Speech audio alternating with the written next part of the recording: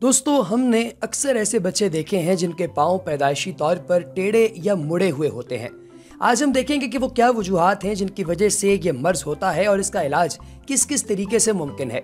इस मर्ज को मेडिकल की जुबान में TEV या क्लब फुट कहा जाता है, जिसमें पैदाइशी तौर पर बच्चे का एक या दोनों पांव अपनी दुरुस्त शक्ल में नहीं होते, जिसको आम जुबान में पांव टेढ़ा होना या पांव चिपटा होना भी कहा जाता है। इस हालत में बच्चे का पांव अमूमन छोटा होता है। इसकी वजह यह है कि इन बच्चों में पट्टों को हड्डी के साथ जोड़ने वाले टिश्यू छोटे होते हैं, जिसकी वजह से पांव दिखने में छोटा लगता है। तकरीबन आधे या आधे से ज्यादा बच्चों में दोनों पांव टेढ़े भी पाए जाते हैं, लेकिन ऐसा भी मुमकिन है कि कुछ बच्चों में सिर्फ एक पांव मुतासिर हो। दोस्तों, इस मर्ज की वजूहात की अगर बात की जाए तो इसकी असल वजूहात फिलहाल नामालूम है, मगर कुछ मुतवक्के वजूहात ये हैं, जैसे कि खानदान में पहले से ऐसा केस मौजूद होना, हमल के दौरान माँ का सिगरेट नोशी करना या अल्कोहल का इस्तेमाल करना, जिचकी के दौरान मसला होना, पैदाइशी तौर पर बच्चे में कोई दिमागी बीमारी मौजूद होना, ये तमाम इसकी वजूहात हो सकती हैं। अब अगर हम इस मर्ज की अलामात की बात करें तो पाँव का ऊपर वाला हिस्सा नीचे और अंदर की तरफ मोड़ा होना, जिसकी वजह से पाँव की मेहराब बड़ी हुई हो और एड़ी जो है वो बाहर की तरफ मुड़ी हुई हो।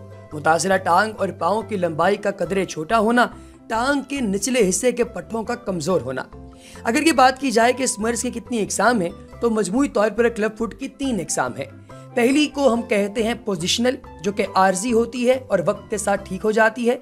दूसरी को कहा जाता है एडियोपैथिक, जिसकी वजह नामालूम हो और ये सबसे ज्यादा पाई जाने वाली किस्म हो। और तीसरी है सेकेंडरी, जो किसी बीमारी के साथ मुंसलिक होती है। एक और लिहाज से देखा जाए तो 4 मजीद इकसाम भी पाई जाती हैं, जो कि मंदरजा झैल हैं। सबसे पहले बात करते हैं टेलीपेस एक्यूनोवायरस। इसमें पाँव एड़ी से अंदर की तरफ मुड़ा हुआ होता है। दूसरी किस्म है टेलीपेस एक्यूनोवेल्गस। इसमें पाँव एड़ी से बाहर की तरफ मुड़ा हुआ होता है। तीसरी है टेलीपेस एक्विनस। इसमें पाँव नीचे की तरफ होता है, जिसकी वजह से बच्चा पाँव के अंगूठे पर वजन डालकर चलता है। और चौथी वजह हो सकती है, या फिर इसे किस्म भी कहा जा सकता है, उसे कहते हैं टेलीपेस कैल्सिनियस। इसमें पाँव ऊपर की तरफ होता है, जिसकी वजह से बच्चा एड़ी पर वजन डालकर चलता है। इस मर्ज की तशखीस कैसे होगी? हमल के 20वें हफ्ते के दौरान अल्ट्रासाउंड से इस बात की तशखीस हो सकती है। पैदाइश के बाद पाँव की शक्ल और पोजीशन को देखकर डॉक्टर को इस बात का अंदाजा हो जाता है।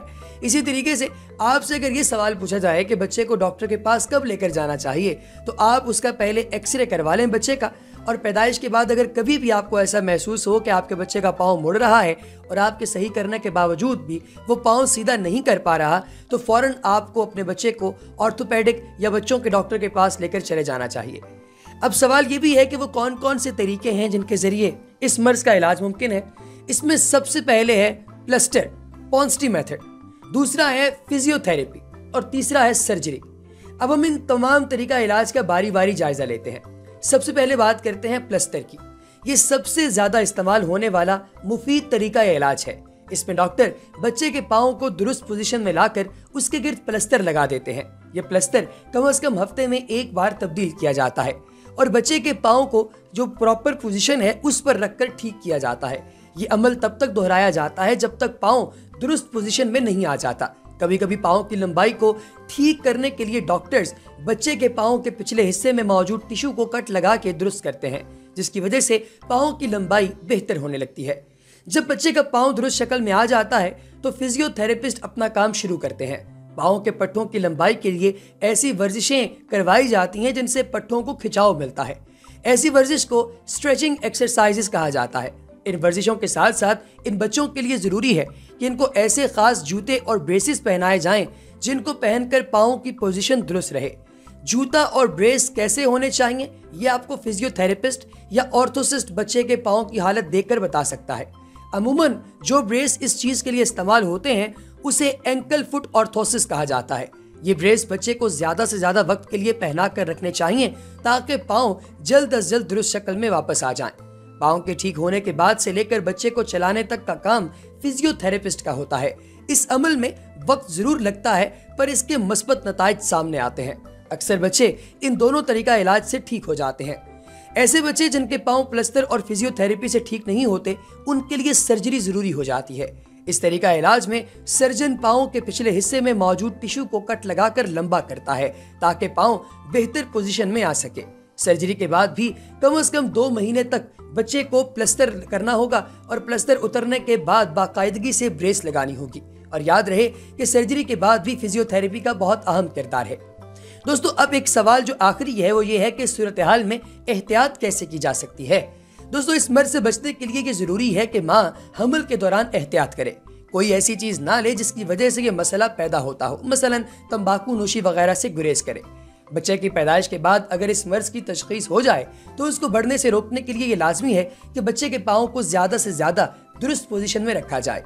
डॉक्टर की हिदायत के मुताबिक बच्चे को खास जूते और ब्रेस पहनाए जाएं ताकि पाँव जल्द अज जल्द ठीक हो सके।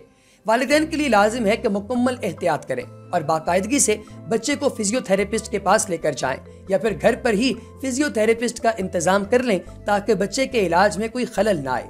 ये एक ऐसा मर्ज है कि अगर वक्त पर इलाज न करवाया तो ये बच्चे को माजूरी की तरफ लेकर जा सकता है। पैदाइश के बाद जितना जल्दी हो सके उतना जल्दी इलाज शुरू कर देना चाहिए। बहुत से बच्चे इस मर्ज से बिल्कुल ठीक होकर चलने फिरने के काबिल हो जाते हैं। अगर इसका बरवक्त इलाज कर लिया जाए तो बच्चा मुस्तकबिल में मुआशरे में खुद मुख्तार जिंदगी गुजार सकता है। दोस्तों, ये थी हमारी आज की इन्फॉर्मेटिव वीडियो। मजीद इन्फॉर्मेटिव वीडियोस के लिए देखते रहिए बच्चों का डॉक्टर।